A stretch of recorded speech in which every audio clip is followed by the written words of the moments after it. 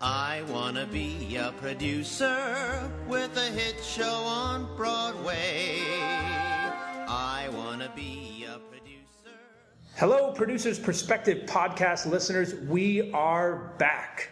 I'm going to tell you a little dirty secret of the podcasting business is that these podcasts are recorded sometimes well in advance of the day I release them. I know you are all shocked. And this podcast with my very special guest, who I'll introduce in a second, is being recorded just a few days after one of the biggest entertainment events of the year, the Academy Awards, which is very fitting for my guest today because he's actually an Academy Award nominated filmmaker. His name is Richard LaGravenese. Welcome, Richard. Thank you, Ken. Pleasure. Richard is a screenwriter and a film director. He was nominated for an Oscar for the screenplay to The Fisher King, which is one of my favorite movies. Thanks. And I know someone that wants to make it into a musical, I think, so but we'll get to that. Also written the screenplays to some other little-known films like, Bridges of Madison County, which was a musical, Water for Elephants, which I hear they're making into a musical. Oh, they are? Told me. He doesn't even know. Beautiful Creatures, which he also directed. And most recently, he was the director and screenwriter and champion with a capital C for the film The Last 5 Years, the Jason Robert Brown musical starring Jeremy Jordan and Anna Kendrick. Now, you all know why he's here. Here is a Hollywood power writer that is building the bridge to Broadway. But that's what I love about him. That's what I really wanted you to hear from him and his very unique perspective on both sides of the nation. So, Richard, tell me, you're from Brooklyn, New York, true? Yes, I am. You went to the Tisch School of the Arts. Yep, for the experimental theater wing. My alma mater, Tisch, as well. Yeah. So how did this acting major from Brooklyn, New York, end up on the other side of the country writing screenplays? Because I assume theater was a big thing. Well, first let me say I've never lived on the other side of the country, so I've never lived in Los Angeles. So I don't know why everyone in New York thinks I'm a Hollywood screenwriter, but I guess because that's where the business is and that's where the movies are made. But no, I consider myself a New Yorker. I've lived here all my life. And what happened was I was a theater actor / writer, and I was part of a comedy act. I had done experimental theater. I was a chorus boy in summer stock. I did all that kind of stuff. And I wrote a one-act play for my partner and I, a comedy act I had that we did at the Lion on 42nd Street. And it happened to be the first date I asked my soon-to-be wife on. And when she saw it, she says, "Wow, you're a really incredible writer." And I went, "Oh, really? I don't know," because I really want to be an actor and blah, blah, blah. And she says, no, you really should stick with the writing. And then, long time we dated and then ultimately married. And I got a job assisting to a screenwriter, a wonderful writer named Neil Levy, who had sold a movie idea. And I knew nothing about film. Except that I loved it. I was obsessive about movies. But I didn't know how to write them. So I sort of apprenticed him, and that movie took about 3 years to get made, and in the process, it was very frustrating, not working with him, but working with this real kind of nightmare of a producer named Aaron Russo, who used to be Bette Midler's manager, and I think the Rose was sort of based on him and her. Anyway, during that period, I had just gotten married. I wanted my life to start. I was frustrated, so I was going to write a screenplay on spec, which means for free, that I would then hand out to try and get a job. And this was on the encouragement of my wife, who was supporting us at the time. And that screenplay turned out to be The Fisher King. And when I sold it in September of 1988, I've been working ever since. So I didn't have to move out there because they knew where I was, and when they need me, they fly me out there. But that screenplay got everything started. And you had never written a screenplay before? Not by myself. That was the first screenplay I had written on my own. The other screenplay, I sort of apprenticed, and Neil Levy taught me how to write a screenplay. But he hired me because he loved my knack for dialogue, because he had seen my comedy act, and I wrote skit comedy, so it was all based on dialogue. So, starting out as a playwright and then becoming a screenwriter, tell me a little bit about the differences, if there are any, between writing and tackling the two. I'm still learning. I'm still learning because, my tendency is to write dialogue. I love I love actors. I love watching actors give great performances. It's why part of the reason I love movies. Learning the language of cinema, the language of a camera, is something that I'm still learning. But I've had some great masters to learn from. So I consider myself in my DNA primarily a writer, writing for film. This movie, last 5 years, was for me at this stage of the game one of the first times I felt as a director that I designed a movie and that the screenplay, because it was Jason's material, the screenplay was primarily how I was going to shoot it and how I was going to tie things together and what the production would look like and how their costumes would tell time and what their backstories would be, because I had both characters singing to each other, and it was really a challenge and an opportunity for me to write in the language of camera. Because I didn't have to write dialogue except for little bits here and there. This was all, Jason's material, and I had more confidence in his material than I've ever had in my own. So it was easy. Oh, that's hysterical. You've talked about you've worked with some masters of the form. Certainly, you've worked with some incredible directors. Yes. Well, the last, I wrote Behind the Candelabra, and that was Soderbergh, and Soderbergh's been a tremendous influence, and Terry Gilliam, and Robert Redford was a wonderful director, Francis Lawrence. I've had a lot of great Clint Eastwood, who I worked very briefly with, but even in that brief time, I learned quite a bit. So I've been lucky. And being a director, we talked about the difference between a writer for screenplays and for theater. What about directing for the stage versus directing for film? Obviously, the camera involved, but how involved are... I remember talking to Sam Mendes about, when he was doing Gypsy, about American Beauty, and hearing so much the director and the technical aspect of the film and the camera versus how much time they get to spend with the actors. What kind of director are you? I love working with actors. That's my favorite part. This movie, last 5 years, I got to do both because it was such a small production, and I had the best relationship I ever had with a cinematographer called Stephen Meisler. And so we were a real partnership, and so I got to be on the technical side of it.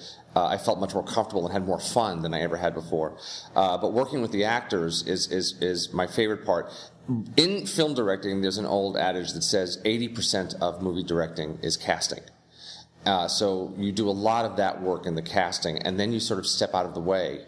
And then when they need any kind of guidance, or there are questions, or new things come up and new ideas, I encourage collaboration. I love when actors are excited and want to create something with me, and they both came up with wonderful ideas. I always wait until I get the take that I know I wanted, a click I feel, and then after that I go up to the actor and say, I have it, now I want you to do it for yourself. Just throw everything away and do whatever you want. And I'll keep the camera rolling until, you want to say stop. Because I like them to have their own click as well. And oftentimes those takes are wonderful, a little more spontaneous, you don't see all the homework, But I love working with actors. I respect them. I wonder what a theater director would say the percentage of their work is casting versus if film is 80%.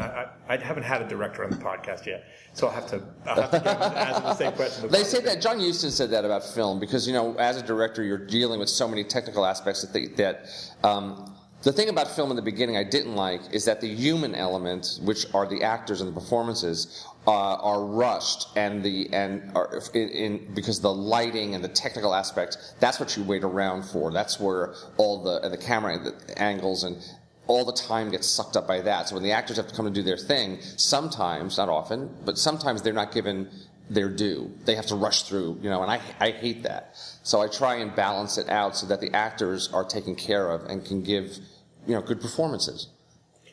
And let's talk about producers in Hollywood versus producers on Broadway. Certainly you've known both, you've worked with both. I've never really worked with New York producers. I mean theater producers. I know them as friends, but I've never worked with them. So I don't know that I can compare. And what's the relationship like in Hollywood with a producer? Are they as hands-on as they? There are all kinds of producers. That's the thing. It's an interesting term. Some producers are great in development creatively. Some producers are great at playing the sort of three-card Monte game of how to get a movie through a system and dealing with studios. Some producers come up with ideas and buy books and then hire writers, and they have their own vision about what they want to do. Some producers find original material and then just encourage you to, they believe in you. They're all different kinds, and then there's some who just raise money and some who just manage the money.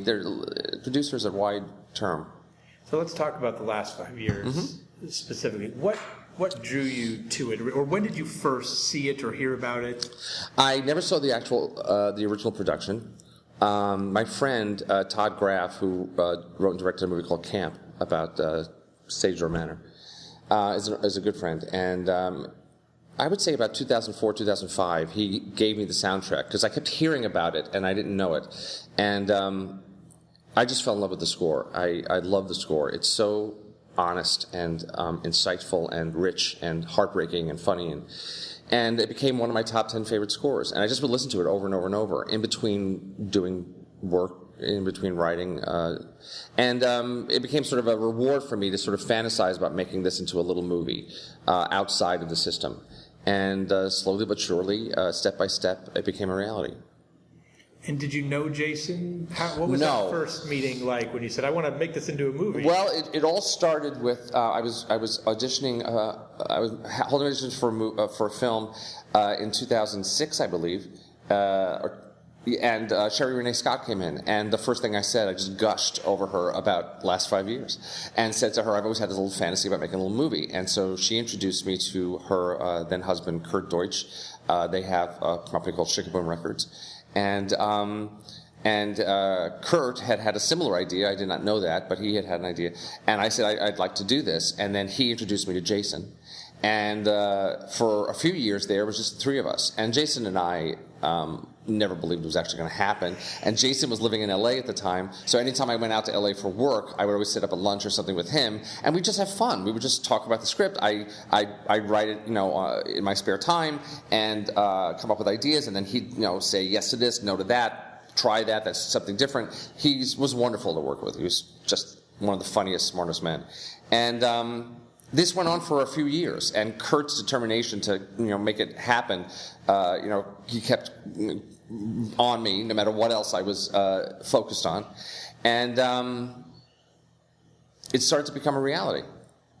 And then a friend of mine, Janet Brenner, who's a producer, more in theater, and now in film, I brought her in to help, and she brought in Lauren Versal, who is an independent film producer who knows how that system works, because I'd never done independent film before.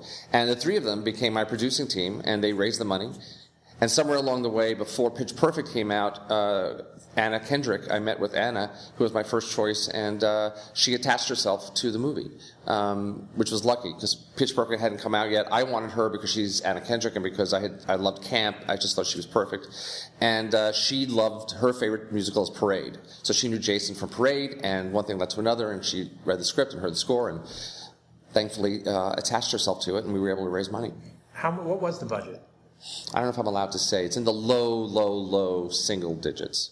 Yeah, amazing. That's what I was actually asked to invest in the original Off-Broadway production of the last 5 years, which I passed on. And the funny thing is, I've known Jason for a year. Quick story is that he was my vocal coach when I was in college at Tisch. No, really? The story goes that I was literally my second day of class singing Why God Why from Miss Saigon, and I heard something from the accompaniment that I'd never heard before, an improvised something, and I was singing, and I turned and looked and saw this moppy-haired kid banging away at the piano, and I remember I can think back and go, that was the first time I ever heard genius coming from a person. Yeah. And I approached him after class, and I said, I would love to do something with you, and he was my vocal coach for a number of years. That's really cool. I was involved very, very early on with a lot of his stuff and saw it. So certainly I could see why the score would attract you. We just saw Parade the other night at Avery Fisher. It was unbelievable. Unbelievable. I was the company manager for the workshop of that when it went to Toronto, and being around it was just amazing. But in the score, his music, there's some things that gets you so inside your heart.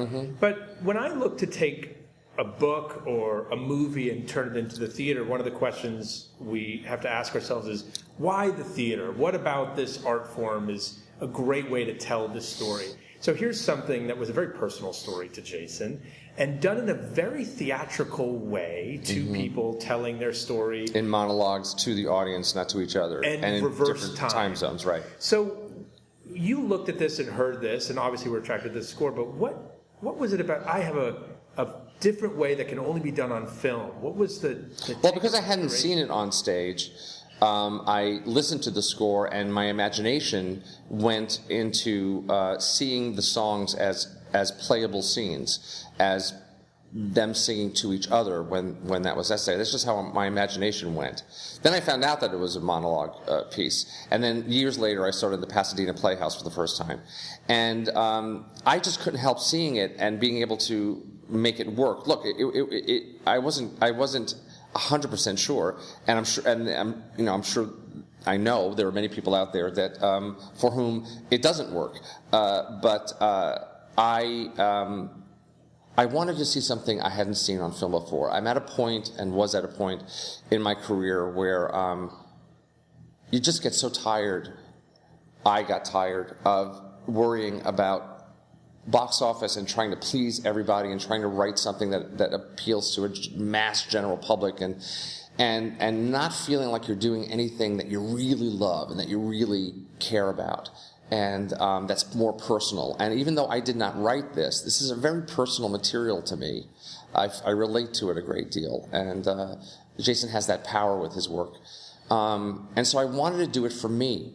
And creatively. It's just something that I needed to feed myself. And I knew that my theater tribe, my musical theater tribe, because my daughter is also a musical theater nut, and I know a lot of that generation through her, that they'd be interested. So if I could do this on a very, very small budget, I shot it in 21 days, that it would be a responsible, personal project. I wouldn't be wasting a lot of money, but I would do it the way I wanted to do it, without interference. I wanted to keep it in Jason's form. I didn't want to impose a screenplay on it, because I felt that if we did it through a Hollywood studio, that's what they would have asked for. And it was the best time I ever had creatively, and I needed it. I needed to do that, something that I hadn't seen before. It was a risk, and I needed to take it. Since the Chicago Revolution, we've seen a number of... Was Chicago a revolution? I've read that before. Was because it was so successful? Because it was so successful, and because all of a sudden we thought, it can be done again. It can be done, yes, I see. Because we all knew here in the industry there were tons of musicals that were made into movies in the golden age, and then it just stopped. It just stopped, Hollywood hated us for a while. We can't touch musicals. I kind of think of the way American Idol says, you sound too Broadway. I feel like Hollywood had that appeal. Because it came the other way. Suddenly, when Lion King came here, suddenly Hollywood was realizing that their properties could be turned into stage productions. So I know it was going that way. Right. But I guess Chicago. I love Chicago. I saw the original also. And I love Bill Condon's work and Rob Marshall. But I didn't realize that was kind of a watershed, because I guess it was. Yeah, we've seen obviously a number since then, some very, very good and some not so good. Yeah.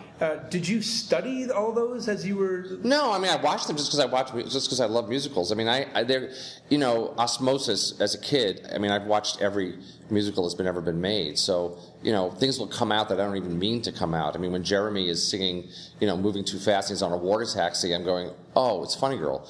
And I didn't even mean that to happen. It just kind of happened because we had to change. I originally had him on a bicycle going across the Brooklyn Bridge, but we couldn't afford a helicopter. So I had to change it. So it's just in my blood, seeing every musical, over and over and over. And do you think and have a desire to do more? Oh, absolutely. Yeah? Yeah, Anything? Absolutely. Well, the last thing I just did, I rewrote, Julian Fellows did the first draft, and he's a brilliant writer from Downton Abbey. I just rewrote the Gypsy for Streisand, and that was a ball. That was such a great that was like a dream come true, working with her on that musical. It just was fantastic. And I hope that gets made. They're looking for a director on it, because that would be, her singing that score would be historic. But it was such a great time. And also, working with Arthur Lawrence's book, it's such a great book. He did, you have to go back to it. You have to use that as your core in that. You can't stray too far from that. So that was that. I'm doing a musical, I'm writing one for the stage that I'm almost finished with the first draft on. And that Casey Nicolau and I are excited about. So I'm getting closer and closer to doing theater. More film musicals? Yeah, sure. There'd have to be something cool that I wanted to do. But, I'm a little worried about working in a studio system where having this independence and doing it meant a lot. I wonder if it could work the other way. I don't know. For me personally, only me personally. Now, so you're starting to get more into theater and writing more theater, and you have a daughter, and she's a musical theater nut. Mm-hmm. If your daughter came to you and said one day, Dad, I have a choice. I could have a successful career in Hollywood or a successful career on Broadway. Which one would you want her to choose? Oh boy, I wouldn't presume to tell her. It really is. You got to follow where your heart goes. Boy, that sounds so corny. It's not just where your heart goes, but where your personality goes, because you need a certain kind of skin for both. I was just in San Francisco, and I was interviewed by the guy who runs ACT out there, and there's a great group of actors out there, really fine actors, who chose to stay in San Francisco and not make the move to New York, and they work all the time, and because they love the work. There is a life to be had as an actor or an actress, where you can work steady and not necessarily, win an Oscar or become a famous person, but you can have a wonderful life if you love the work. You got to love the work. You can't want it for any other reason. Success is a byproduct, It's such great advice. I tell people that all the time. But it's really true. Yeah, you want to be an actor? You can be an actor anywhere. Being a Broadway actor doesn't just mean you're an actor. You can be an actor anywhere. Tennessee Williams had a great quote that I'm not going to say right, but it was something along the lines of success is like a shy mouse. If you stare at it, it won't come out. You have to not pay attention to it, for it to come out. And when you were obviously growing up in New York, you saw a lot of Broadway shows, obviously. Well, I was big. The first thing was movies. I was a movie nut when I was a kid, mostly. And then when I was 12, my parents took me to see Follies. That was my first Broadway musical. And I flipped out. I remember having to explain the second act to my mother. No, he didn't forget the lyrics. He's having a nervous breakdown. Oh, okay, I understand now. And then I used to sneak into the city to see plays and to walk up and down the theater district. In those days, when you're 13 to 14, you hop on the train and I could do all of that. So New York for me was always the dream. Hollywood was I never had any desire for Hollywood. This being in New York getting across the river was my dream. So yeah, theater was I don't know. Movies just seem so impossible for a kid from Brooklyn whose father's a cab driver, knows nobody. How does that work? But theater felt real, and I remember being at ETW working with Ann Bogart and a group of us outcasts, and feeling I never felt more creative in my life. That was the first time I experienced what it was like to be creative, and it was such a high. And how do you think, obviously, since you've lived here and you've seen Broadway, even though you haven't been working on it for the past couple decades, how has it changed, or how do you think it's changed? Well, I don't think I'm saying anything new. It's gotten a little more top-heavy in terms of needing names and stars, to attract. I wish there was a more of an Off-Broadway. When I was a kid, there were plays that were playwrights were allowed to sort of have their failures and to have their medium-sized hits so that they can have their, bigger. Now you sort of have to come out of the gate, having a masterpiece, or you fail, and that's the sad thing about New York. And you have to go to regional theater, I guess, to develop your talent and your skills a bit more, because here it's so the stakes are so high. The money is so, the rentals and all that stuff, so it's constricted it a little bit in terms of the kinds of talent that we can draw here to bring new kind of material. There's nothing wrong with having, name actors, as long as they're good actors, to come and do stuff. But there's New York. Sidney Lumet once said to me, one of the reasons he always shot in New York is because the wealth of talent here is just constant. There's always new, always coming out.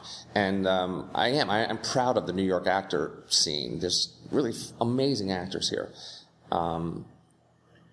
So if there was a son of a cab driver listening to this podcast right now that said he wanted to be a writer someday on Broadway or in Hollywood, what kind of advice would you have? Right. You have to, I think what happened for me was, it was that thing of work and preparation meeting opportunity. I worked on a screenplay on and off for like 2 years. And the writer's strike happened, and I couldn't sell it. And when the writer's strike was over, suddenly everybody was reading scripts. And the scripts they were reading were surprisingly more for the marketplace. And this original script kind of caught their eye because it was something they hadn't expected. Today, I would have never been able to pitch or sell that script. It was just about timing, I think. Where did that idea come from? It was the 80s. Which for me was a really ugly decade, and for many reasons. Especially the early half of the 80s was really tough. And I found the time that we were living in, I just felt it was a real narcissistic, there was a cruelty in the air and a real narcissism. And I wanted to write something about that. So all I had was the idea of a narcissistic man who by the end of the story does a selfless act. And that really was the whole spine of it. And then it just took me about 3 or 4 drafts with completely different stories to find out how to tell it. And do you think it'd make a good musical? Well, I have worked with a couple of people who wanted to. I hesitate because one of the reasons I think that it's so great is because Terry Gilliam directed it. And he directed it away from sentimentality. And the problem with putting music to that, or a certain kind of music, is that it could make the story could easily slip into being very corny and sentimental. So it would take a really specific composer-lyricist team. Yeah. You are now writing for the theater. Do you think you will direct for the theater? I would love to direct for the theater as well. Yeah, absolutely. Your own work? Will you do your own work? I would love to do someone else's, or I'm looking right now. I'm looking for revivals, but of plays that aren't usually done. I get the feeling, they always revive the same plays. It's like The Heiress and Cat on a Hot Tin Roof, and there's got to be other stuff out there, and there's got to be gold out there that hasn't been mined, and that's what I'm looking for. And if you've read John Lahr's book, the Tennessee Williams bio is unbelievable. It's one of the greatest books I ever read about a writer. And there's about 20 years of Tennessee Williams plays that were, completely trashed by writers, by critics, for many reasons. But you never know. There might be one thing in there that could be revived, that the time is now. I'm even going back to the 30s. I just want to do something. I don't want to direct my own play. I would like to have a great director to learn from, and I think you need an editor and you need an outsider. But I would love to direct a play that's already written. It's interesting. I think in film, it's more common to see a writer-director combo. You do that a lot. Now, ever since the mid-'90s, yeah, that's been the scene. But I didn't start that way. I really just loved being a writer. I never had any intention of directing. It became a necessity after a while because we're at the bottom of the food chain, now more than ever. And we have no power. If you write an original and the studio buys it, they own the copyright. They could do anything they want with it. If you do an adaptation, they can do anything they want with it. Hire any director, rewrite the script, as they do often. So you have no control. And they don't really respect you as much as they do a director, because a director, when they say yes, a movie can happen. A writer just creates the thing. And then, of course, everybody's second job is writing, so everybody gives you notes from everybody, can tell you. No one tells producers or executives how to be executives, but they feel the need to tell us how to write. So it's a whole hierarchy that's difficult. It's just difficult. It's a massive difference in how the two industries treat their writers. Massive, yeah. In theater, the writer is and in television, is more the lead, is more in control of their work. I don't know why Hollywood, the film industry, doesn't respect us to do our job correctly, or they don't trust us. I don't know why. If we've proven ourselves, even after so many years, they still insist on telling us how to do what we do. So I'm sure there's been at least one point in your career where you sat back in a dark screening room and watched one of your films and been like, that is not what I wanted up there. Oh yeah. And how does that feel? It's a heartbreaker for me personally. It breaks my heart because I really fall in love with what I'm working on, and I've done mostly adaptations for Hollywood, and I only pick them because I fall in love with the material and I have some personal connection to them. So it hurts. It hurts. Is there a specific example of one that really disappointed you? Oh yeah, yeah. More than one. We'll leave it at that. And do you have a favorite of all the properties you've worked on today? Behind the Candelabra, I'm very, very proud of that one, and I love the way it turned out. And Matt and Michael, they weren't just fantastic actors who did an incredible job, but for the 4 years that we were trying to set up the script, because I wrote it in 2008 for Stephen, and no studio wanted it because they said it was too gay. All those years, Michael and Matt would publicly say that they were doing the movie, and that kind of loyalty, they're just wonderful, wonderful guys. It's confidence and strength like that from actors that oh my God, you never get that kind of thing. Oh, absolutely. The world. Oh yeah. Which that movie was helping to do. So yeah. Okay, one last question. I want you to imagine that you're granted one wish. Your fairy godmother comes down and says, I'm going to give you one wish. Oh, it's dangerous. Yes, just one, though. And you can change just one thing about Broadway or Hollywood. I'll give you both. I only give everyone else Broadway. But since you work on both sides. You can change one thing, something that keeps you up at night, that frustrates you, whatever it is. Now, you can also think about this in terms of, as a theater goer, because you see lots of shows here, but you can only change one, and with the snap of a finger, that fairy godmother will change it overnight. What would that one thing be?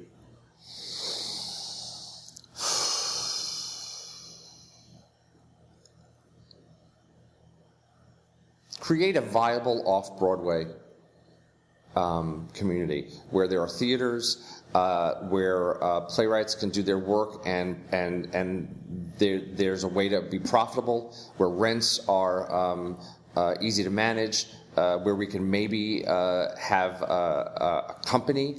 New York would be great if we had a theater company here in one of them. Just a way to broaden our theatrical spectrum away from the big budget blockbusters and star-driven stuff that Broadway has, which is wonderful, but it's limiting, and it'd be great to have an off-Broadway community again. I remember being a kid and even a teenager and looking at the ABCs, and sometimes the off-Broadway ABCs were larger than the Broadway ones, and it's gone. And I don't understand why. People try to explain it to me because you can't make money off Broadway and the rents and the thing and the that. But I don't understand with this city and the theater lovers that we have here why we can't. There's the Atlantic and there are some places. I love St. Anne's Warehouse. We need more places like that to me. If this podcast were taped in front of a live studio audience, they just would have gone nuts at that idea. Because I think everyone knows that the real art of the theater that's missing is the viable off-Broadway community. And I think, New York, of all the cities, we really should make an effort to try and make that happen. Yeah, because I get afraid that there are a lot of kids of taxi drivers out there that want to write for the theater, that are great writers, that get sucked up by Hollywood because there's nowhere here for them to write. Yeah, and a lot of them and us are going to TV, which is great, has become a great medium. But there's nothing like the theater. And that's why we're very thankful you're coming home to us and also building this bridge. Thank you so much for being here. Everyone out there, go see The Last 5 Years. Remember, supporting movie musicals means more of them, which is great for everyone. Don't forget to subscribe to the podcast at theproducersperspective.com. We got some great guests coming up. Thank you again, Richard. Thank you, Ken. We'll see you all next time.